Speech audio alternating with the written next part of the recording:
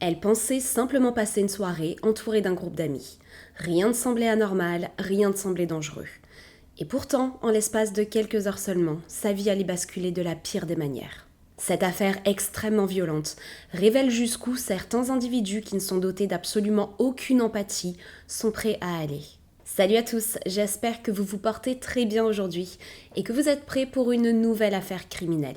Si cela n'a pas encore été fait, n'hésitez pas à vous abonner à ma chaîne et activer la petite alarme pour être informé des futures publications de mes vidéos.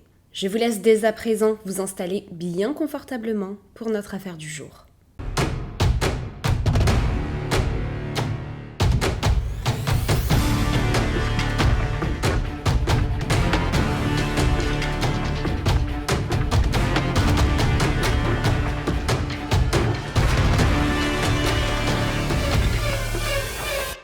Pour l'affaire d'aujourd'hui, nous nous envolons en direction des États-Unis, dans l'État du Texas plus spécifiquement.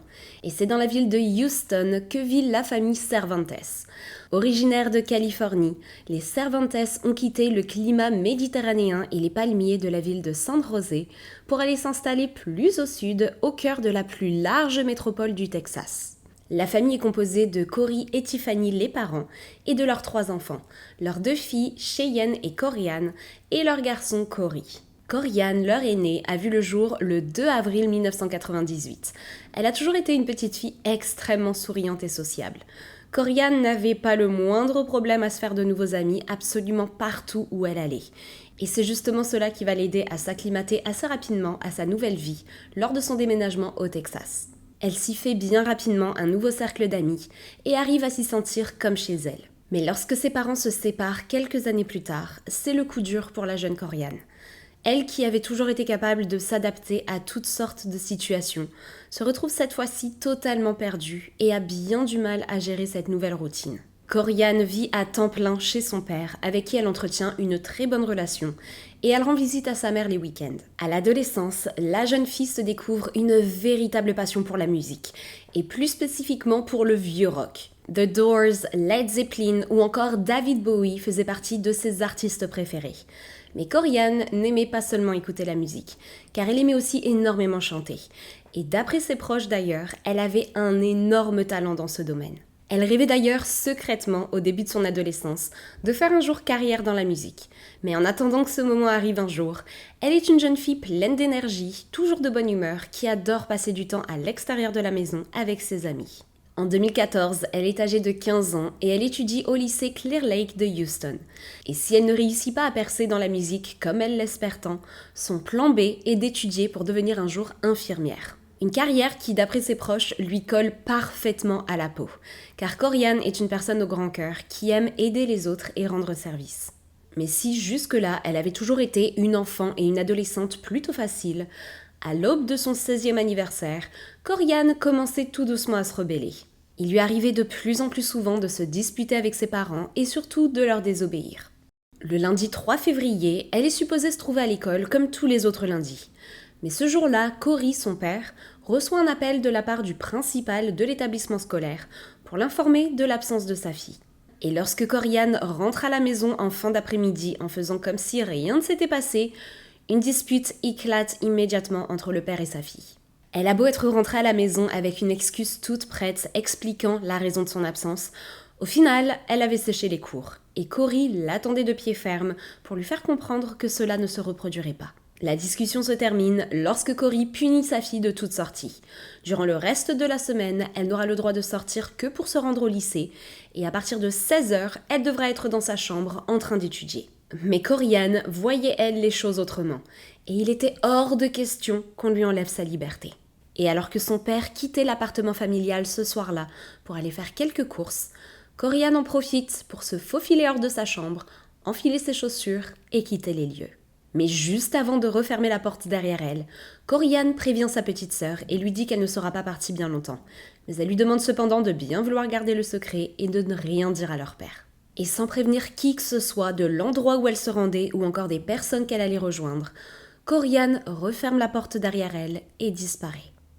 Bien sûr, lorsque Cory rentre à la maison quelques minutes plus tard et réalise que sa fille est sortie en douce, il est fou de rage. Il se doute très bien que Corianne est partie rejoindre des amis à elle et qu'elle sera très probablement rentrée dans la soirée. Il décide donc de l'attendre de pied ferme pour lui faire comprendre ce qu'il pense de son comportement.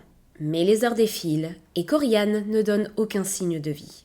Cory finit par aller se coucher. Il se dit que sa fille a très probablement décidé de passer la nuit chez une amie à elle et qu'elle sera de retour à la maison le jour suivant à la fin des cours. C'est la grand-mère de Corianne qui allait la chercher chaque jour à la fin de la journée et qui l'a redéposée chez son père.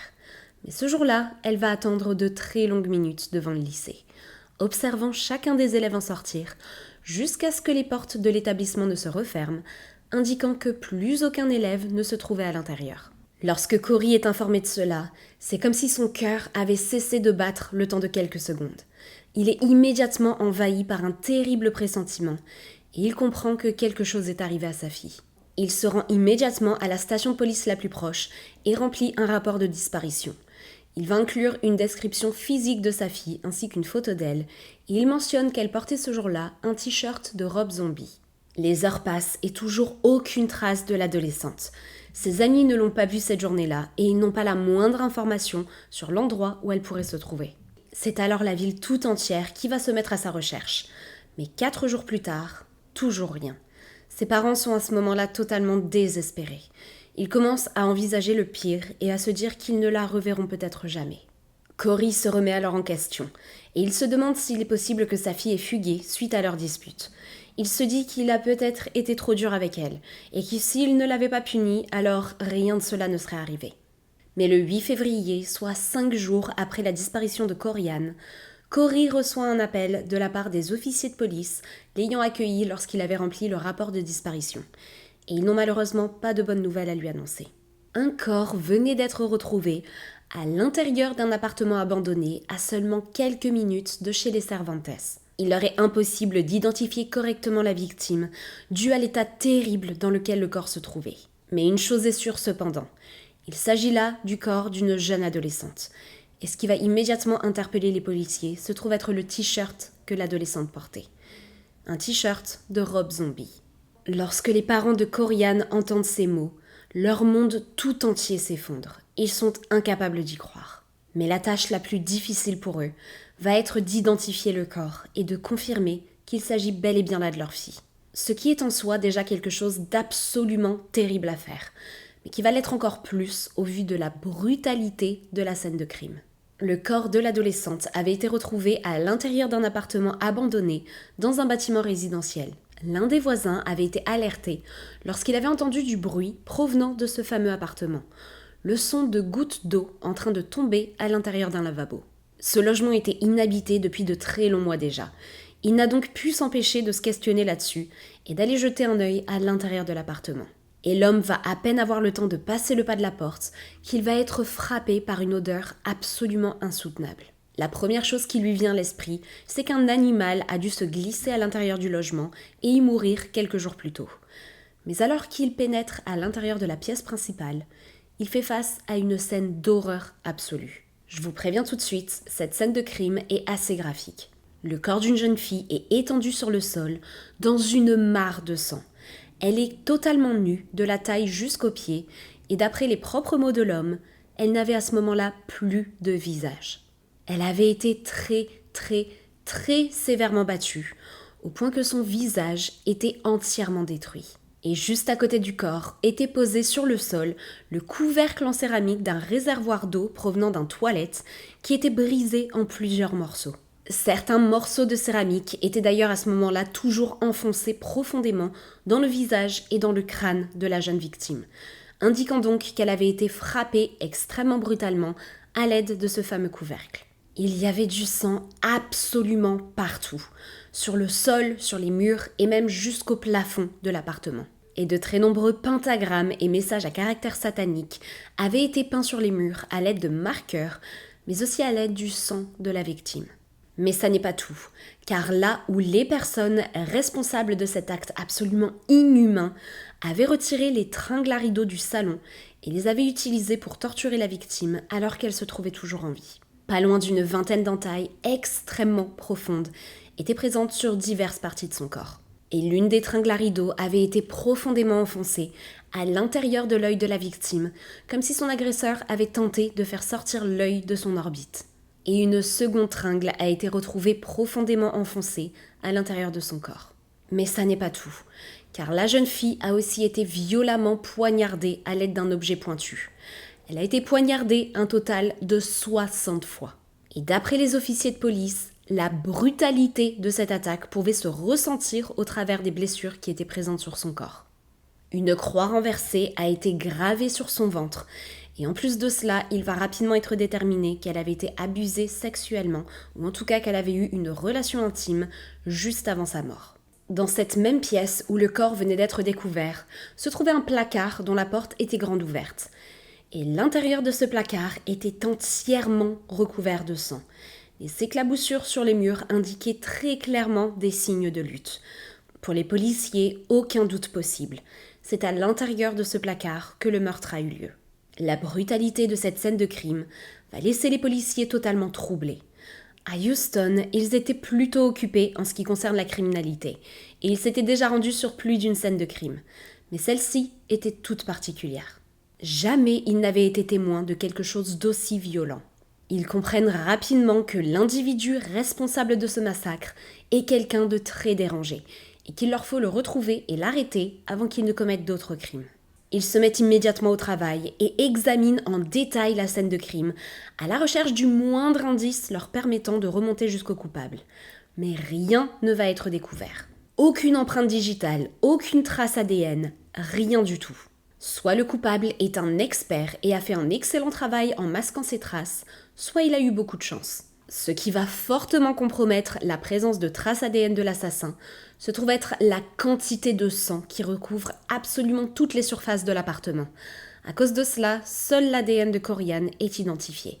Et tandis que l'enquête se poursuit, les proches de Corian ont dû tristement faire face au fait qu'effectivement, il s'agissait bel et bien là de la jeune adolescente.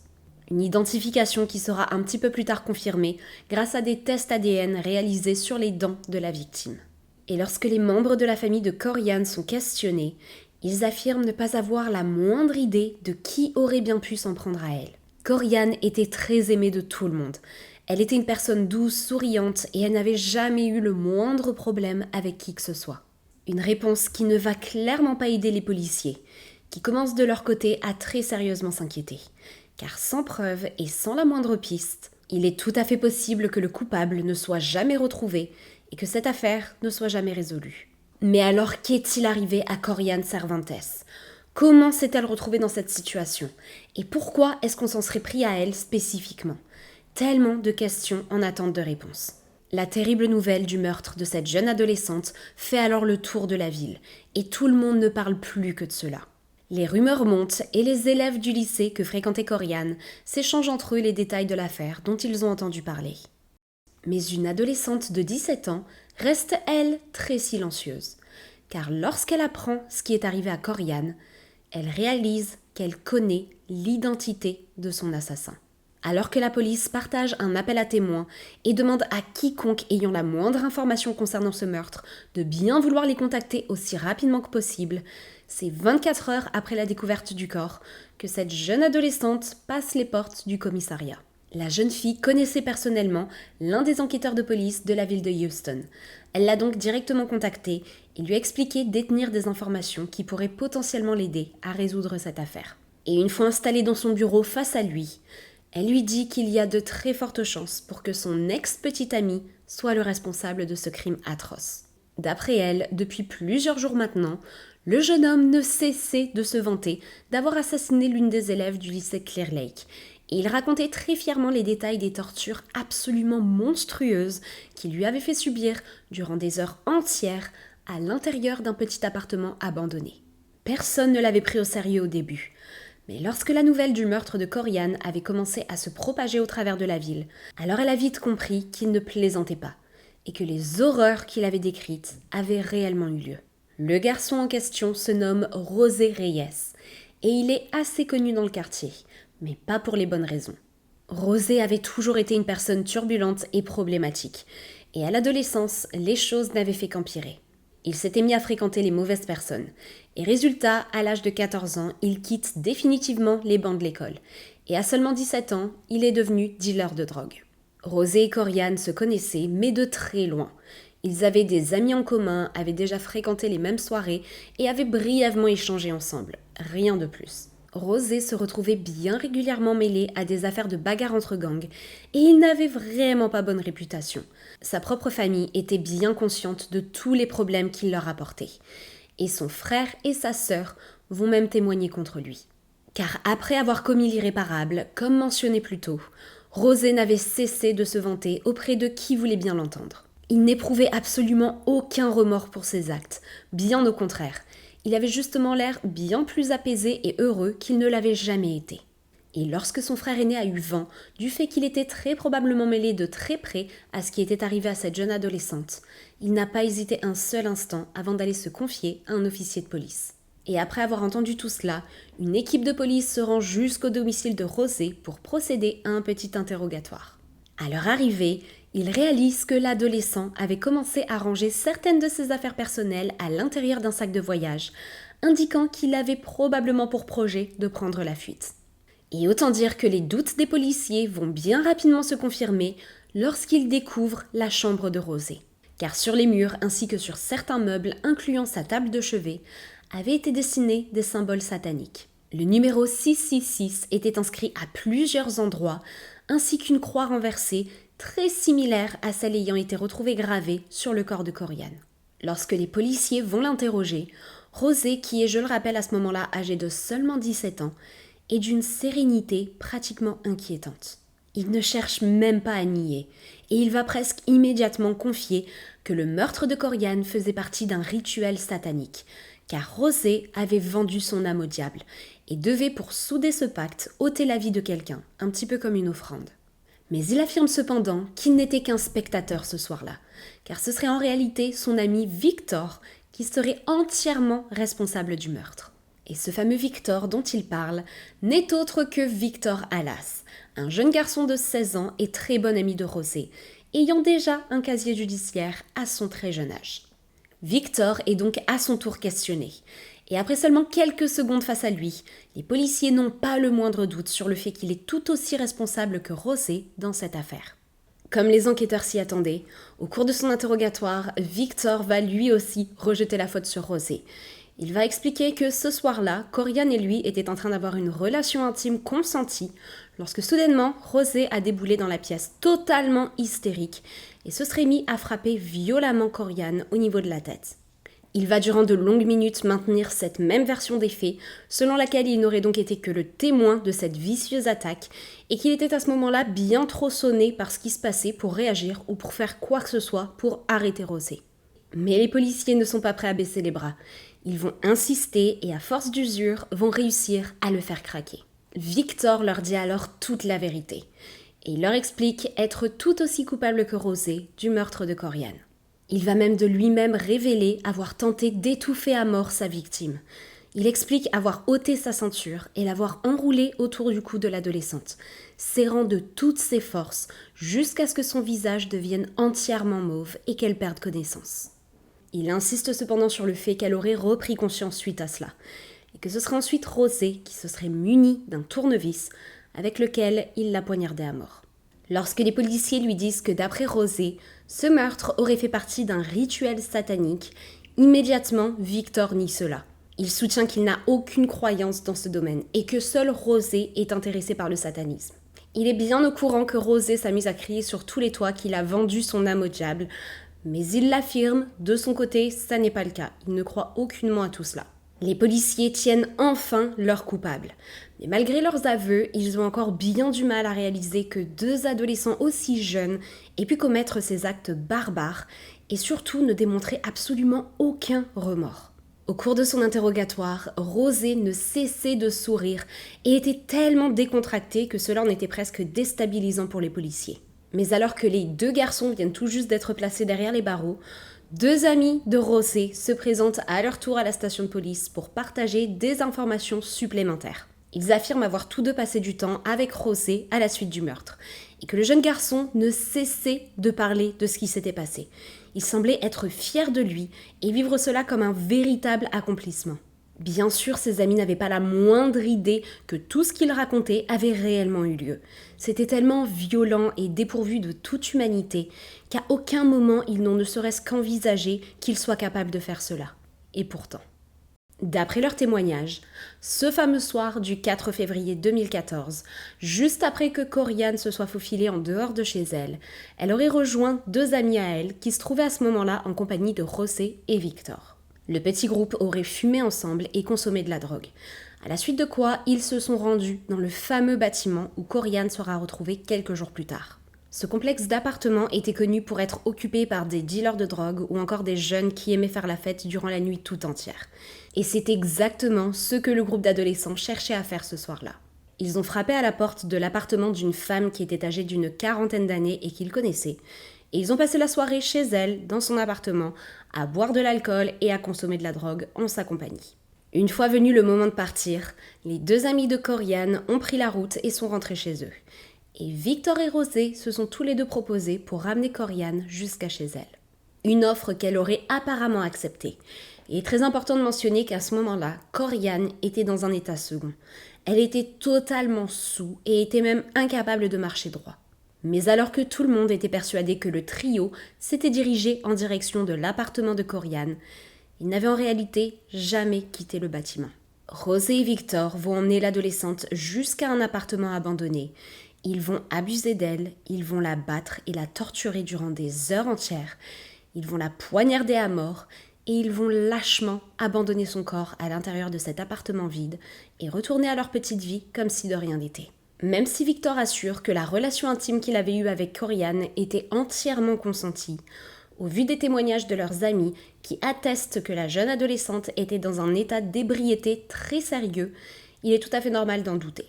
Et après avoir commis ce meurtre atroce, le duo va se débarrasser des armes du crime, incluant la ceinture de Victor et le tournevis utilisé pour poignarder Corianne, en les jetant dans un buisson à quelques rues de la scène de crime.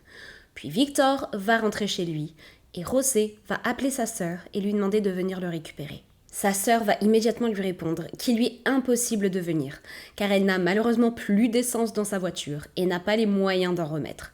Il va donc devoir trouver un autre moyen pour rentrer à la maison. Et la solution que va trouver José est de passer la nuit dans cet appartement vacant, le même appartement qui était rempli de sang, de graffitis sataniques et surtout du corps sans vie de la jeune Corianne Cervantes. Oui, il va dormir là, sur le sol, à quelques mètres seulement du corps sans vie de sa victime. Le lendemain matin, les 2 amis de José, qui sont justement allés le dénoncer à la police, sont venus le récupérer à quelques coins de rue de la scène de crime. Ils ont ensuite passé la journée ensemble, et immédiatement le duo va remarquer quelque chose de tout à fait différent chez José. Il semble ce jour-là particulièrement joyeux et excité. Et lorsqu'il lui demande d'où lui vient cette bonne humeur, José leur parle de ce qu'il a fait la veille, et notamment du meurtre qu'il a commis. Et ses amis ne vont aucunement le prendre au sérieux. Ils sont persuadés que José se moque d'eux. Mais cette même journée, alors qu'ils sont tous les 3 en train d'écrire un morceau de rap, José leur expose sa toute dernière composition. Il leur présente le texte qu'il venait d'écrire, et immédiatement ses amis comprennent que ce qu'il leur avait dit quelques heures plus tôt n'avait rien d'une blague. Le fameux texte que José leur présente est en réalité une confession. Il détaille de manière très graphique les horreurs qu'il a fait subir à sa victime, le genre d'horreurs qui ne peuvent pas s'inventer. Et lorsque ses amis entendent parler pour la toute première fois du meurtre de Corianne Cervantes, quelques jours plus tard seulement, ils font immédiatement le lien et vont partager avec la police les informations qu'ils détiennent. Mais maintenant qu'ils tiennent leur coupable, ce que les policiers aimeraient savoir, c'est si ce crime avait été prémédité ou non, et ce qui a bien pu pousser les 2 garçons à agir. Ils ne vont malheureusement pas réellement avoir de réponse à ces questions, car José de son côté continue d'insister sur le fait que tout ceci serait un pacte avec le diable, tandis que Victor de son côté nie cela fermement. Pour lui, la soirée a juste mal tourné, et c'est ce soir-là Corianne qui en a fait les frais, mais il affirme que cela aurait tout à fait pu tomber sur quelqu'un d'autre.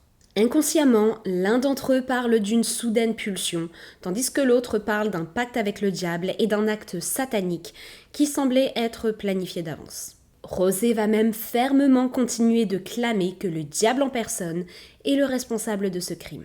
À l'intérieur de lettres qu'il va rédiger depuis sa cellule alors qu'il se trouve toujours dans l'attente de son procès, il écrit qu'une entité démoniaque l'a poussé à agir, qu'elle était présente ce soir-là dans la pièce à ses côtés et qu'elle lui a demandé de poignarder Corianne un total de 60 fois. Il affirme que de son côté, il n'a fait qu'obéir et que l'idée ne vient donc pas de lui, mais de Satan en personne. De par la nature extrêmement brutale de leur crime, José et Victor vont tous les deux être jugés comme des adultes, malgré le fait qu'ils soient encore mineurs au moment de leur arrestation. En décembre 2014, soit environ 10 mois après le meurtre de Corianne Cervantes, le procès de José Reyes s'ouvre. Il est à ce moment-là âgé de 18 ans, et malgré le temps qui s'est écoulé depuis son crime, il ne semble toujours pas ressentir le moindre remords pour ce qu'il a fait. Au cours du procès, il ne montre pas la moindre émotion et semble indifférent et presque même ennuyé d'être là. Il va arborer un look très soft, comme le font beaucoup de criminels, dans le but d'attendrir le juge et de se donner une image sage. Il porte une petite chemise boutonnée et des lunettes. Mais heureusement, son apparence physique ne va aucunement effacer les horreurs qu'il a commises. L'audience va s'étendre sur plusieurs jours. Et malheureusement, la vidéo de l'interrogatoire et des aveux de José ne va pas pouvoir être prise en considération au cours du procès, car les officiers de police avaient oublié de lui lire ses droits avant de démarrer l'enregistrement. Résultat, les images montrant la véritable personnalité de José, celle d'un adolescent froid et sans remords, détaillant sans la moindre émotion les tortures qu'il avait fait endurer à sa jeune victime, ne sont pas admissibles. Ce qui va cependant refaire surface au moment du procès se trouve être le fait que les deux adolescents ont, juste après le crime, effacé l'entièreté de leur conversation sur les réseaux sociaux. Des conversations qui mentionnaient justement le meurtre et certains détails survenus cette fameuse nuit. Ils ont à la place démarré une toute nouvelle conversation dans laquelle ils jouaient les innocents et discutaient de l'affaire comme s'ils étaient tous les deux terriblement choqués de découvrir qu'un crime aussi violent puisse avoir lieu dans leur petite ville. Ils s'échangent des captures d'écran de journaux parlant de cette affaire et ils commentent des choses du genre « Oh mon Dieu, je n'aurais jamais imaginé que des satanistes puissent vivre dans notre ville. Cette affaire est absolument horrible. » Et j'en passe. Honnêtement, ils sont tous les deux de terribles acteurs. Forcément, les policiers ont pris moins de 10 secondes pour voir clair dans leur petit jeu et moins de 10 minutes pour retracer certaines de ces conversations effacées qui étaient, elles, bien différentes. Et finalement, à la fin du mois de décembre 2014, José Reyes est reconnu coupable de meurtre au premier degré et est condamné à une peine de prison à vie. 6 mois plus tard, c'est Victor qui fait à son tour face au juge. Et étant donné que les preuves vidéo de ses aveux ont, elles, pu être utilisées lors du procès, les choses vont aller bien plus vite de son côté. Car seulement 30 minutes après le début de son procès, il est à son tour reconnu coupable de meurtre au premier degré et reçoit la même peine que José, soit une peine de prison à vie. Ils seront tous les deux éligibles à faire une demande de libération conditionnelle au cours de l'année 2054. Et ce qui est ultra frustrant dans cette affaire, c'est que justement, José va prendre avantage du fait que les images ayant enregistré ses aveux n'aient pas pu être utilisées au cours du procès pour totalement modifier sa version des faits. Car dans les fameuses lettres qu'il avait écrites avant son procès, il mentionnait bien le fait qu'il avait lui-même assassiné Corianne, car le diable le lui avait demandé. Sauf que, à la suite de sa condamnation, il va totalement changer de version des faits. D'après lui maintenant, il aurait effectivement été présent ce fameux soir, mais il n'aurait aucunement participé au meurtre. Il dit avoir admis avoir poignardé Corianne uniquement dans le but de protéger le réel coupable du meurtre. Un coupable qu'il refuse de nommer. Il soutient avoir été sous l'influence de drogue ce soir-là et ne pas avoir été capable d'intervenir à temps pour sauver Corianne, mais que son meurtre le hante aujourd'hui et qu'il ne passe pas un seul jour sans penser à elle. Au cours de cette interview qui date d'il y a maintenant un petit peu plus d'1 an, la journaliste va justement lui demander pourquoi est-ce qu'aujourd'hui il change de version des faits. Il avait durant tellement d'années affirmé que le diable en personne l'avait poussé à agir et qu'il avait donc lui-même poignardé Corianne. Pourquoi est-ce qu'aujourd'hui, il revient totalement là-dessus ? Face à cette question, José sourit et il affirme qu'il n'y a jamais eu le moindre pacte avec le diable, que cela n'existe pas et qu'il avait été forcé de dire cela pour couvrir ce soi-disant coupable qu'il refuse de nommer. D'après lui donc, ils auraient ce soir-là été 3 aux côtés de Corianne. José, Victor et ce fameux individu secret. Une possibilité qui a été totalement éliminée par les policiers. Rosé va aussi affirmer avoir découvert sa spiritualité en lisant la Bible et être aujourd'hui devenu un homme meilleur grâce à Dieu. Et il explique qu'il a peut-être effectivement cru en Satan le temps de quelques mois, mais que cela fait partie du passé. Une interview qui va faire bouillir de rage les parents de Corianne. La seule chose qu'ils souhaitent, c'est que Rosé admette enfin être le responsable de la mort de leur fille, et qu'ils prennent conscience que ces actes ont brisé une famille tout entière et ont détruit l'avenir d'une jeune adolescente. Corianne Cervantes n'avait que 15 ans.